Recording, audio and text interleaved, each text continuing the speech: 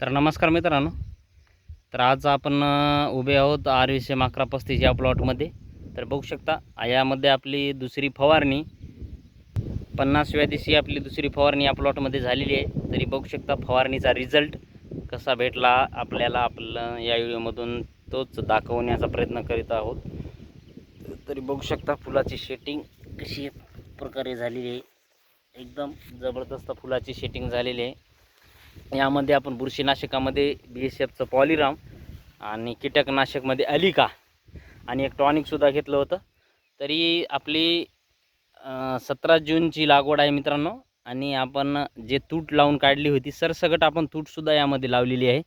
तरी बघू शकता RVCM 1135 सोयाबीनला एकदम फुल 80% फुल बसलेलं आहे.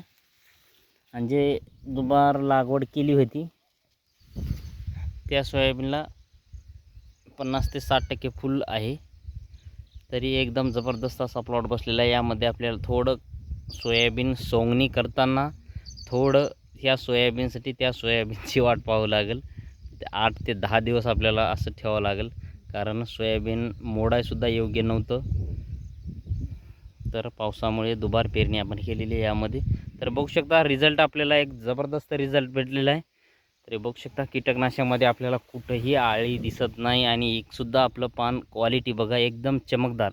जितकी सोयाबीनची क्वालिटी चमकदार राहील तितकंच आपल्याला ॲव्हरेज जास्त येईल. आणि सोयाबीन मी वेळोवेळी आपल्याला प्रत्येक व्हिडिओमध्ये सुरुवातीपासून सांगत आलेला आहो की पेरणीपेक्षा टोकन पद्धतीत आपल्याला कधीही उत्पन्न जास्त होणार आहे. तरी या प्लॉटचं संपूर्ण नियोजन आपण यूट्यूब चॅनलला टाकलेलं आहे. आणि जे आपण तिकडं फुले किमया सरीवरांबा बेडवर केलेलं आहे त्याचंसुद्धा आपण नियोजन सगळं यूट्यूब चॅनलला टाकत आहोत. आणि आपल्याला बघायचं आहे प्लेन जमिनीवर ॲव्हरेज किती येईल आणि बेडवर किती ॲव्हरेज येईल. तर बघू शकता हे सुद्धा आपण उत्पन्न शेवटपर्यंत यूट्यूब चॅनलला टाकत राहणार आहोत. जे ॲव्हरेज किती येईल हे सुद्धा. हे 2 एकरचा प्लॉट आहे आणि तिकडं आपला 2.5 एकरचा प्लॉट आहे. तर बघू शकता एकदम जबरदस्त असा प्लॉट बसलेला आहे. तरी थोडं तिकडच्या भागामध्ये थोडंसं 10-1 गुंठे थोडं पातळ सोयाबीन एकदम लहान आहे. तरी थोडंफार कमी रमी होईल तिथं. तर बघू आपण काय आपल्याला ॲव्हरेज येईल.